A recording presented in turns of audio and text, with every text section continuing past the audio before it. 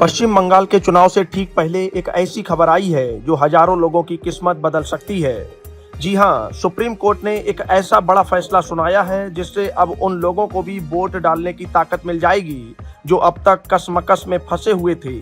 हम बात कर रहे हैं बंगाल के उस चर्चित एसआईआर मामले की जिसमें लंबे समय से कानूनी लड़ाई चल रही थी। अब देश की सबसे बड़ी अदालत ने अपनी खास पावर का इस्तेमाल किया है जिसे संविधान का अनुच्छेद 142 कहा जाता है।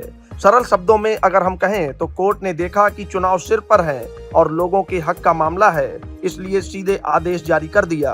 अब सवाल उठता है कि आखिर वो कौन लोग हैं जिन्हें यह अधिकार मिलने वाला है। तो इसे ऐसे समझिए कि बंगाल में वोटर लिस्ट को लेकर जो आपत्तियां दर्ज कराई गई थीं, उन पर सुनवाई चल रही थी।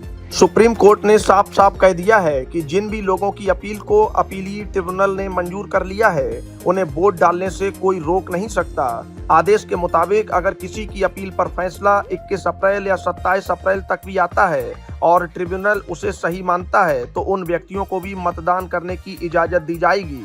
मतलब साफ है कि अगर अदालत की नज़र में आप जायज वोटर हैं तो चुनाव आयोग को आपको मौका देना ही होगा। इसके लिए सुप्रीम कोर्ट ने भारत निर्वाचन आयोग यानी ईसीआई को सख्त निर्देश दिए हैं कि वे तुरंत एक सप्लीमेंट्री या कहें कि अतिरिक्त संशोधित मतदाता सूची जारी करें।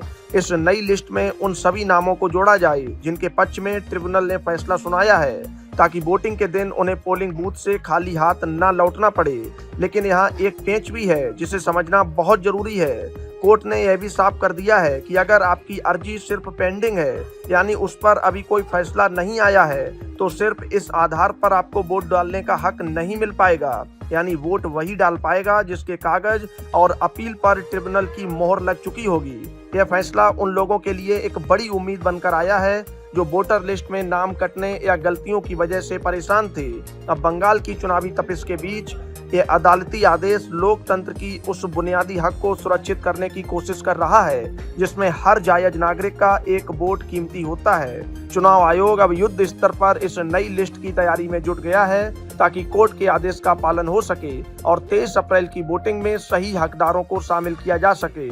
इस पूरी प्रक्रिया पर नजर रखना इसलिए भी जरूरी है क्योंकि एक एक वोट से सरकारें बनती और बिगड़ती हैं और सुप्रीम कोर्ट ने इस आदेश से यह बता दिया है कि किसी भी नागरिक का लोकतांत्रिक अधिकार तकनीकी वजहों से नहीं रुकना चाहिए। बस अब इंतजार है उस नई लिस्ट का जिसमें उन हजारों चेहरों की मुस्कान छिपी है जिन्हें अब तक अपने वोट की ताकत छिन जाने का डर सता रहा था। बंगाल चुनाव की सबसे बड़ी कानूनी हलचल ने अब मैदान की तस्वीर काफी हद तक साफ कर दी है।